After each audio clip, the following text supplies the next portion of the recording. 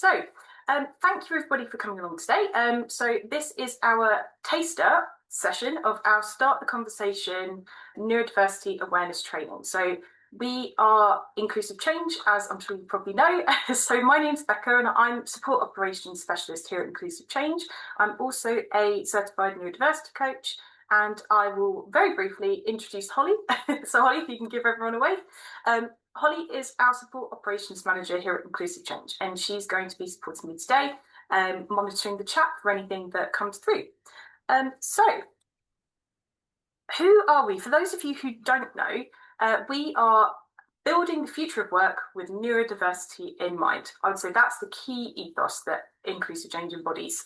So you might well be here because of our founder and director, Lucy, who basically started Inclusive Change due to her lived experience supporting her autistic children, and is essentially the reason why we exist. That's a very brief overview. We offer neurodiversity awareness training to businesses and on a consultancy basis. We offer policy development, strategy development, change management, and access to work assistance. And we also operate our support agency as well. So that is for bespoke mentoring, virtual assistance, and for neurodiversity coaching. Just to give you a very brief overview. And there is a QR code on the screen if you would like to have a look at our website at any point in the session. So before we actually crack on with all of the slides today, I'd like to ask everybody, what does neurodiversity mean to you? So I'll give everybody about 10 seconds to have a think about it, and think about what comes to mind when you see, think, or hear that word. What thoughts or feelings do you associate with it? And any other things that sort of come into your head. Holly, I'm going to ask you very gently to keep an eye on the chat while those come through. Have we got anything coming through at the moment? Not yet. No problem. It is a thinker, so if you want to put the answers in the chat as we carry on through the slides, that's absolutely fine. We'll keep an eye on that throughout the day as well. So what can you expect out today? Now, this is a taster session of our Start the Conversation training package that we offer. So it's normally a 90-minute session, and we have 30 minutes today, which is a significantly shorter amount of time. So this will be a real whistle-stop tour on what we can offer you. So today we're going to be going through a very simple breakdown of what neurodiversity is, the strengths and challenges that people who are neurodivergent may face, any barriers that your neurodivergent colleagues or customers, clients, whoever it may be, may face, and how to spot them. And very, very briefly, we will touch on reasonable adjustments and the Equality Act 2010. So, a few disclaimers before we begin. So, neurodiversity is a huge topic, and respectively across all of the neurodiversity umbrella, there is about 60 years worth of research, neuroscience, all of that shebang going into detail about neurodiversity. And I think it's fair to say we are not going to have time to go into 60 years worth of research today. As much as we would love to, as I'm sure anyone will know who knows me, I love to talk about neurodiversity all day long to anyone who will listen. Because of the time constraints though, I will be focusing on ADHD, autistic spectrum condition, dyslexia and dyspraxia primarily. This is a safe space where everyone should feel respected when exploring these topics. And what I mean by that is that there's no such thing as the wrong thing to say. You are welcome to ask questions, challenge us on any language that we might use, and put any questions that you have in the chat as we go along. And if you don't feel like you want to put anything in the chat, you can email us afterwards as well. So the session is going to run for about 30 minutes with a 15-minute question and answer session afterwards, if you'd like to stay on and you aren't constrained by time. I'm an ADHDer. I will probably be shifting back and forward in my seat throughout this session because I can't sit still. So feel free to fidget, stim, move around, whatever you need to do throughout the session. We are not going to be the kind of people that are cameras on all the time, so you can turn your camera on or off, whatever is easiest for you. I personally find it quite distracting, so if you need to turn it off, that's absolutely fine. It's okay to be quiet, but we do love interaction. So if you do want to ask or share any ideas or opinions while we go throughout the session, feel free to pop them in the chat. Holly will be keeping an eye on that for me as we go through the session today. All I would ask is if everyone can please keep their microphones on mute as we go through, just in the interest of time. So the question that is on everybody's minds, I'm sure, what is neurodiversity? Now, there are many different answers to this, but very simply put, because it's such a broad topic, neurodiversity is the understanding that biologically everybody's brain works slightly differently, and it's usually due to a whole cacophony of what's going on in the squiggly brain up there. But simply put, neurodiversity describes a group of people whose brains are physiologically different from neurotypical brains, and we'll cover that a little bit more in a few slides' time. But it essentially covers all of the conditions that are mentioned on this chart here. So you might recognise a couple of the things that are coming up. I would say the 4 key focus ones we'll focus on today will be autism, dyslexia, dyspraxia, and ADHD. But I feel it's important to emphasise that neurodiversity doesn't have one significant cause either. What the evidence shows is that neurodiversity results from a combination of biological, genetic, and environmental factors. So we're talking about heritability, the likelihood of genes being passed down from parents, etc. And it's all to do with things like trauma, illness, environment, like essentially all of those things can have an impact. It's not one particular thing that might cause it. And we do go into a bit more detail about, what neurodiversity is and environmental factors, etc. in our full Start the Conversation training. And we dive a little bit more deeply into the myths and misconceptions around that as well. So what do you know? What words do you know? Neurodivergent. So has anybody heard of the word neurodivergent? You're welcome to say yes or no in the chat if you want, or just have a think about it as we go through. This word was coined by the neurodiversity movement as an opposite to the word neurotypical. So it typically refers to one singular person, aka I am a neurodivergent person. Sorry, bear with me 2 seconds. I think we've just had some more people come into the waiting room, so I'll just admit them now. Thank you for bearing with me. ADHD. This is an example of person first language. So identity first language. There's identity first and person first. So you might have heard of people calling themselves an ADHDer. I'm an ADHDer. If I was to use person first language, which is when you put person before the disability, after the disability, sorry, then that would be I'm someone with ADHD. So you might hear people refer to themselves as that. Autistic. Again, this is another neurodiversity that we deal with quite a lot throughout our training. But as Dr. Devon Price says in his book, this would be another example of identity first language. So I am autistic. And a lot of people in the community also refer to themselves as autistics collectively as well, with an S on the end. Non-lateral thinking. So lateral thinking is linear and logical. So it follows like a sort of data-driven step-by-step thinking process. Non-lateral thinking is the opposite. So thinking outside the box.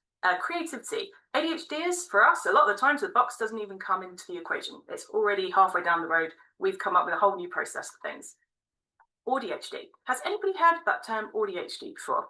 If you haven't, no shame, no judgment, but it's relatively new. And it describes somebody who's an ADHD and autistic combined, either diagnosis or self-diagnosis. So you could call yourself an ADHDer. There is a joke going around the community about being the gold standard of neurodiversity because the AU stands for gold, which personally I really like. I think it's great to be the gold standard of anything. Neurodivergence. So that is somebody who diverges away from the typical, aka someone who is neurotypical. I don't actually think there is such a thing as neurotypical. I don't know if anybody here would agree with me, but neurodivergence refers to that sort of moving away from the typical. Dys. So we've put dys something because there's quite a few neurodiversities that start with dys out there, but very broadly, dyslexia, dyspraxia, dysgraphia, you might have heard of dysgraphia as well. Dyscalculia, something I have lived experience with, which is essentially dyslexia, but with numbers. So I am not able to do mental arithmetic. It's not something that intuitively comes naturally to me. And I'm not often able to read numbers as they're written on the screen. They have to be written in sort of long form, as in like for the number 1, it would be spelled O-N-E. And then finally, masking. Masking is what we, so it's, how do I explain masking in a way that's like really simple and easy? So masking is when we find ways of suppressing or downplaying traits that would be considered typically neurodivergent. So it's very common in people who are ADHDers or who are autistic. And it's a way of us kind of fitting in with the social norms around us. And it's exhausting, but it is something that is very prevalent as well. So do any of you recognise any of these words? Are there any in here that you haven't heard before? Or are there any that we haven't mentioned that you want to put in the chat that you think could be added as well? Have a think about that as we go through. We've had a good question as well, Becca, just while we're on this slide, and it's, how do you feel about the word disorder, and do you think the word condition is becoming more common in the UK at the moment? That is a really good question, and I'll try and answer it briefly because we're on a time constraint. But essentially, the word disorder, for me, brings up quite a lot of negative connotations. That's me personally. Language is a very personal thing to every individual that I speak to. So for me personally, I would say that neurodiversity is as natural and biologically different as somebody's eye colour, their hair colour. So to me, I don't necessarily see it as a disorder. I see it as a difference. Having said that, there are real barriers to us in society that mean that we can't access the things we need, or that we can't access, particular services in a way that is accessible for us. Like using the phone, for example. I don't know about anybody else here, but I will never pick up the phone to anybody if I don't know who's calling. So it's a good question, and I'm more than happy to answer after the session as well. If you'd like to drop us an email, I'm more than happy to go into a bit more detail and send some resources across if that would be useful. But it's a very personal thing, I would say, to each person. Any more questions just before we move on? Awesome, thank you. If anybody does have any longer questions, just in the interest of time, if we don't get around to them, I will more than happily go through them in an email if that would be helpful, just because I'm conscious. So one thing that I think it's really important to emphasise as well, just building off what I said previously, is that being neurodivergent isn't abnormal. It's not weird or something to be sort of stamped out as unfortunately a particular person across the pond likes to say at the moment. It's, I do think we're living in a time where there's a real pushback, and I think that it's important to say that being neurodivergent is as natural as somebody having, as I said, different eye colour, different hair colour, different shape of nose, like it's in our DNA, and it's a biological difference. It's nothing to be ashamed of, it's nothing to be stigmatised, but it does mean that we need the right support. So with that in mind, because neurodiversity is defined by our brains, thankfully, we can't see everyone's brains in everyday life unless we're a neurosurgeon. So I've shared some examples of famous people who are neurodivergent. If you recognise any of them, feel free to pop it in the chat. I won't have time to run through everybody, but if you want to call out anybody that you recognise, or anybody that you think what neurodiversity they might have, please feel free to do that. Holly, have we got anything coming through in the chat at the moment? Not yet. Not yet. No worries at all. No worries at all. Give everyone like 5 seconds, maybe.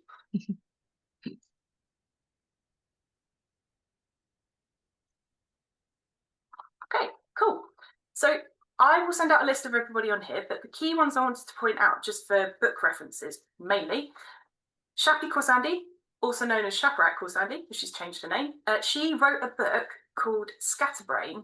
I can't remember the full title. I know it starts Scatterbrain, but she talks about her experience as somebody with late diagnosed ADHD. So she was diagnosed in her 40s, I believe, late 40s, early 50s, not knowing that she was neurodivergent for her whole life. And she said that it made so much sense why she struggled in particular areas. And she's also since realised she's dyslexic and dyscalculic. So neurodiversity does not have a look. The people on here are known for doing some incredible things. I will shout Daisy May Cooper because I'm based in Cheltenham, and I feel like it would be remiss of me not to bring her into the mix. But she has also been late diagnosed ADHD. And as we all know, she's the scriptwriter and BAFTA Award winner of this country. She's also got a few new TV shows coming out in the next couple of months, and she's the host of Nevermind the Buzzcocks. So neurodiversity has nothing to do with intelligence, creativity, or how capable somebody is. It's all to do with, basically like biological difference in the brain. And it doesn't have a look. All of the people on here are successful in their own right. And I think that's a really important thing to stress. So we've had some fun looking at celebrities. If you did recognise any of them, then I'm sure Holly will be keeping an eye on the chat. But I just want to go through some key statistics really quickly. So probably the biggest one for me is that around 20% of the UK population are neurodivergent, but the workplace isn't necessarily built for them. And that can be a real barrier for us. When I say they're not built for us, I mean in terms of the language used, environment, and we will cover all of that later on as well.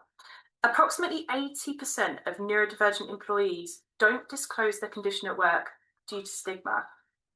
30 to 40% of neurodivergent employees struggle with retention, usually due to a lack of support or not having the right support in place for their needs. As an ADHDer with 13 jobs across a 15-year span, I can personally relate to this. I spent a lot of time hopping between different jobs because I didn't feel safe or comfortable. And it was usually because I didn't have the support in place that I needed. Not all the time, but, we can come back onto that later. And 53% of Gen Z identify as neurodivergent. So whether that's self-diagnosed or diagnosed. In other words, our future workforce, who are now finishing school and either going straight into work or apprenticeships, some of them are going into uni, but I think statistically it's more likely work apprenticeships, over half of them are neurodivergent and require the right support to help them thrive. So that's just something to bear in mind as we go through this training, because that's our future workforce coming up through the ranks who are going to be expecting this support and who might not get it at the moment. But we are here to change that. If you would like any further sources from today's training, everything that we do is driven by data and science, and a lot of the sources that you'll see in today's presentation have been taken from either the City and Guilds Neurodiversity Index Report 2025 or the Birkbeck, University of London and Neurodiversity and Business Charities Report, which is a bit of a mouthful, but bear with me, 2024 Neurodiversity in Business and Work Academic Research. All of these reports have been collated by and for neurodivergent colleagues, customers, clients, across a huge range of industries, so education, healthcare, just general sort of, I suppose, general corporate job opportunities. But there's a huge range of input in these reports and they're incredibly valuable. So if you would like us to send the links after the presentation, then we will do that for you. Now, one of the key findings that City and Guilds in particular found consistently across their reporting is that neurodivergent employees respond best to strengths-based values and encouragements. So with that in mind, I would like to highlight some strengths and some challenges over the next 2 slides that we experience. I won't read them all out, just in the interest of time, but two of the strengths and challenges, or one respectively, I suppose, I want to focus on, is that I resonate as someone who is, neurodivergent themselves, has that lived experience, is that I'm incredibly empathetic. That can also be a challenge, because why I've picked this particular one. I'm empathetic and I will advocate for anybody that needs it. I will often put myself out to make sure that something is done to the best of my ability. And I will always put that other person first in terms of delivering a great service. Now, if we move that onto the challenges of things that we experience, you could say in terms of the strength versus challenges thing, I do go back and forward on the word challenges, because I think that, we are presented with, what could be seen as challenges, but it's not necessarily challenges that we face as a result of how we think and feel. It's usually barriers that stop us from accessing what we need. But on the flip side of the empathy is that I get something called hyperempathy. Has anybody ever heard of hyperempathy before? Seeing some no's, that's absolutely fine. So hyperempathy is when, as neurodivergent people, it's very common in ADHDers and those who are autistic, that we will feel the emotions of other people. And when I say that, I mean literally. So it causes a physical response in us, a little bit like, raised heart rate and that kind of thing. So not only do we empathize with other people, but we also feel what that other person is feeling in the moment. So that would be one of the, I suppose, the barriers that I experience. I'm very empathetic, but I equally feel those emotions very, very strongly, which is very common for us ADHDers. So I've put some other challenges that we experience, in the workplace and in other society sort of like settings, just for people to familiarise themselves with. And I put numeracy on there because dyscalculia is a very real thing, and I don't agree with teachers when they say that maths will be relevant in any career you choose. Because spoiler alert, we either find a workaround or we avoid it completely. So I just wanted to share that with everyone as well. So what does all of this mean for your organisation? Feel free to pop any answers in the chat that you have, or any thoughts that are coming to you about what you've seen on those slides. Like, what about those things resonated with you? Did any of the statistics shock you? Did I don't know, did any of the challenges or the strengths that came up resonate with you personally? You don't have to share them if you don't want to, but have a think about what sort of thoughts and feelings that brought up for you. Holly, have we got anything coming through in the chat at the moment? Not currently, no. Sure, no problem. It might be one to think on. But yeah, if you do have any thoughts or feelings, as I said, feel free to keep them in the chat as we go. I'm just going to have a sip of water before we move on. So I've just had a comment actually come in saying that they were surprised that only 20% of people are diagnosed, and suspects that this will grow as the awareness grows as well. yes, yeah, 100%. And I do think it's important to stress diagnosed as well. I always welcome people that are self-diagnosed with any kind of neurodiversity. That's me personally, because if you look around at things like, NHS waitlist times, the diagnostic criteria, and the accessibility of that criteria for a lot of people, it can be a real barrier for us. So I think it's important to consider all of those things, and also consider the fact that it's not necessarily that practical for people to get a diagnosis, because if the NHS wait lists are that long, people then are told they can go privately, but that private diagnosis is going to cost a lot of money, which not everybody has. So, there's lots of nuance to that conversation. But again, any other questions, I'm happy to answer by email as well. So now we're going to look at some meaningful change we can make for our clients, colleagues, and customers, because I appreciate that the statistics and things that we share can be a bit sobering, and these conversations will always bring up thoughts and feelings that we might not be able to process in the moment. But one of the things that I want to emphasize is that there are things that can be done, and there are ways that we can make meaningful change. And one of those ways is by using the framing of the social model of disability. Has anybody here heard of the social model of disability, just before I continue? No problem at all. So there are two models in the UK that we currently use to recognise disability. So neurodiversity in its own right is not recognised as a disability under the Equality Act, but it could be. So that's why we're using this framing. The medical model of disability is very much focused on the individual and, diagnosing them and fixing them. I use that term very, very loosely because I personally don't like it. And that's one of the reasons we use the social model of disability. So in contrast, put very simply, the social model of disability is the idea that society creates barriers. It's not the person themselves that is a barrier in of themselves.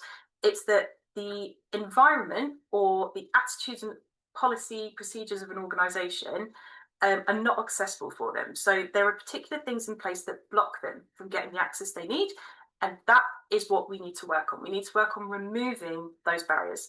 So that is the social model of disability in a nutshell. And I'm really proud I managed to keep that to under a minute, just FYI. So there are three main categories we look at with the social model of disability. So you've got environment, you've got attitudes, and you've got organisation. So very briefly, environment is things like, so if we put that into context, it would be, are meeting locations and formats accessible if you are an employer?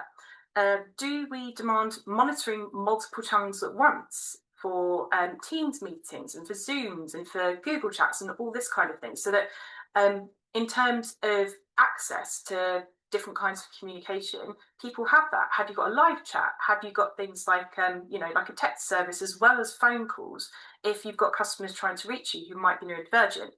And could sensory factors exclude people? So things like really strong lighting. I know as somebody with ADHD, I do get sensory overwhelm. So if I'm in a room that has a lot of bright sunlight, that can be a barrier for me. I have to get up and put all the blinds down, or you'll often see me with my sunglasses, which I have left off today in the interest of appearing professional.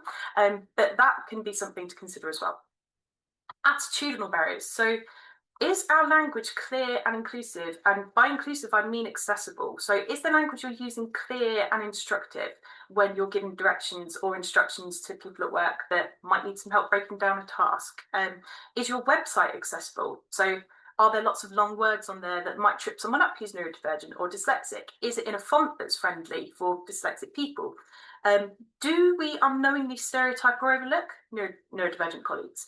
Are we making assumptions about what somebody's needs are based on what we think we know about somebody who is dyspraxic, for example? You know, like, could marketing and customer communications alienate some audiences? So if you've got somebody who is neurodivergent but also has maybe like a visual impairment and they're using e-reader or a screen reader, could the way that your language is laid out be really nonsensical for them? You know, so these are all things to consider. Oh, yeah, sorry, 1 second, bear with me, thanks everybody. And then finally, organisational barriers. So we're talking in terms of policies and procedures in an organisation now. So do you have a neurodiversity policy if you run a business? Very few organisations do. Although I have worked with someone recently who's written one and I was so pleased about that. It was fantastic to hear. And it's because of their own lived experience and feedback from their colleagues as well. Are your values and processes genuinely inclusive? Could recruitment or performance review steps be disadvantaging neurodivergent people? And how often do you seek feedback from neurodivergent and disabled colleagues about those barriers they might be accessing? So these are all things to consider, not for today, but if you would like any further help on this, we understand it's not always straightforward trying to look at things like accessibility barriers. So with that in mind, we have a neurodiversity audit that we give out for free, essentially. It's a chance for you to do a little bit of research and to take that away. There's a QR code on the screen, and there's also a link that I'm sure Holly will be popping in the chat for us now. If you would like to talk to us more about that, you're welcome to book a call with us afterwards. So what about the Equality Act? Now, the first thing to say here is that we are not legal experts. If I was, I would be off in Westminster fighting some very important criminal cases. So we cannot claim to be experts in that field. But what we can do is we can highlight the key parts of the Equality Act that could be useful for you in protecting your neurodivergent colleagues, employees, and customers. So the key things that we're going to be focusing on are the protected characteristic of disability. So while neurodiversity in of itself isn't a disability in its own right, it could be considered a disability under the Equality Act. So it's not a protected characteristic, neurodiversity, but disability is. And a disability is defined as a physical or mental impairment that has a substantial and long-term adverse effect on a person's ability to carry out normal day-to-day activities. And then we're going to go on to section 20 as well, so that was section 6. But while neurodiversity, oh, sorry, bear with me 1 second, just making sure I'm on the right slide. Yep. So section 20 of the Equality Act says that employers have a duty to make reasonable adjustments so that disabled people are not substantially disadvantaged compared to others. So that duty applies to workers and job applicants, and that is job applicants at any stage of the employment process. The very important thing to stress here is that neither of these definitions in the Equality Act state that you need a diagnosis in order to access support. Just thought I'd leave that there for food for thought, let it hang in the air. So that brings us on to reasonable adjustments. And what is reasonable? Now, unfortunately, the short answer is there is no single definition of what is reasonable. And the reason for that is because it depends on the context of the case, and it depends on basically like factors that need to be taken into account, such as health and safety. That's probably the key one. Like if, for example, you have somebody who's neurodivergent that needs a reasonable adjustment. So an example of a reasonable adjustment could be that I am distracted by sound, so I need noise cancelling headphones to minimise that distraction. If I worked at an engineering site and I was an electrician who was distracted by noise, then health and safety might require me to wear PPE, which would mean that I could not wear headphones. So that would be an example. The effectiveness of a proposed adjustment at removing a disadvantage. So whether it's practical of making that adjustment as well. The cost and the affordability, if you're a small business, that might be something that you need to take into account. Could you afford a £300 pair of headphones? Any potential disruption, and the size and resources of the employer as well. So if you need to go in and change all the lighting around, that might not be a realistic option for you. And that's where access to work grants can come in handy. So I think the key thing that I'd like to stress is that there's no one-size-fits-all approach to supporting neurodivergent colleagues. And that's the important thing that I want people to take away from this session today, if anything, is that it's not necessarily straightforward, but we have put together some tips that we think could be helpful for you. And we do deep dive into this in our Start the Conversation full training as well. So if you would like to inquire about that, you're welcome to. So how can you support your colleagues and your customers? The main thing I would say I've seen be the most effective in my time at Inclusive Change is leading with trust and not assumptions. So model autonomy and make sure that you are not assuming what people need and that you're giving them the autonomy and the space to tell you if they can. Be flexible and adaptable. Offer flexible options in how, when and where people engage with you. So multiple forms of communication. Do people have the option to text you if needs be? A lot of neurodivergent people struggle with speaking over the phone. So for us, written communication can be really handy. And be prepared that sometimes things probably won't work the first time around when you're adapting. So you need to try a lot of different things most of the time before something sticks, especially with ADHDers, because novelty is everything, right? Put support in place without waiting for a diagnosis. We've already touched on this, but you don't need a diagnosis under the Equality Act to be eligible for reasonable adjustments. So it's really important to centre support over diagnosis in that sense. Foster psychological safety and authenticity. So what I mean by that is creating, it goes back to the culture part of the social model of disability.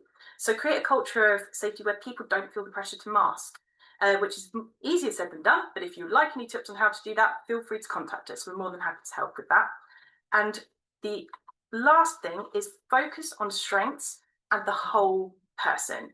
So earlier on in the presentation, City and Guilds, we mentioned that they did a study about what neurodivergent people value the most in workplaces in the community, and they value their strengths being emphasised over most things. So we would encourage things like strengths-based values exercises. There's quite a few free resources out there for how you can assess somebody's strengths. There's also spiky profiles available, which we are more than happy to fill you in on. And I believe that is everything in terms of what we can offer tips and support wise. But I would like everyone to think about what they'll do next from this presentation. It doesn't have to be shared in the chat if you don't want to. If you would like to share it in the chat, we would love to see it because we love to hear about meaningful change. But what one key thing will you take away from this presentation that will make you sort of do something meaningful, I suppose, like without sounding too teachery? But what meaningful action will you take next after this presentation today? If you'd like any more information about Access to Work, we have a free webinar available, which is run by Lucy and by Dan Biddle. I don't know if anyone will have seen him on the news recently, but Dan is one of the directors for Inclusive Change at Work, which is our sister company. And we also have, here it is, a free ebook that you can take away, which is a practical guide for making your services neurodiversity friendly. And if you would like any more information about how to book us for training events, we offer a range of different courses. So this is a taster to start the conversation. We also have leadership and management training courses. We do in-person workshops that we can facilitate. So do feel free to get in touch with us if any of those would be of interest as well. And I believe, oh, sorry, 1 second, my slides have just decided to freeze on me. We also have, just while the slide is loading, we also have an upcoming webinar on the, I believe it's the 9th of November, Holly, is that right? Are you able to check for me just because the slides have decided to freeze on me, which is very helpful. The 11th, Becca. That's brilliant, thank you. So we do have an upcoming webinar on the 11th of November with Lucy, which is called Red Flags or Reasonable Adjustments. And I think this will be a particularly interesting one if you are somebody who either runs a business or works in a capacity where you're sort of business to business, or if you're supporting customers and clients as well. And that would be around what is risky versus what is reasonable for organisations. And I think it's going to be a really good one, to be honest, because Lucy has some really awesome feedback she's had from that session. So that would be on the, did you say the 9th of November? Sorry, Holly. The 11th. The 11th of November, perfect, thank you. There's a link to it in the chat as well. So if anybody wants to have a little look, that all of the information will be on there as well. Yeah, and we will be sending out a follow-up email after the session today as well with all of the links that we've spoken about and all of the sessions that we've mentioned as well. So just if everybody needs like a written reminder, we'll have that sent. And that is everything. Thank you all so much for coming along today. We will be having a Q&A session, which I believe is starting about now. I am going to stop recording for the Q&A. So if anybody would like to stay on for that, you're welcome to. If you would like to ask any questions by email, please feel free to email us at inquiries@inclusivechange.co.uk.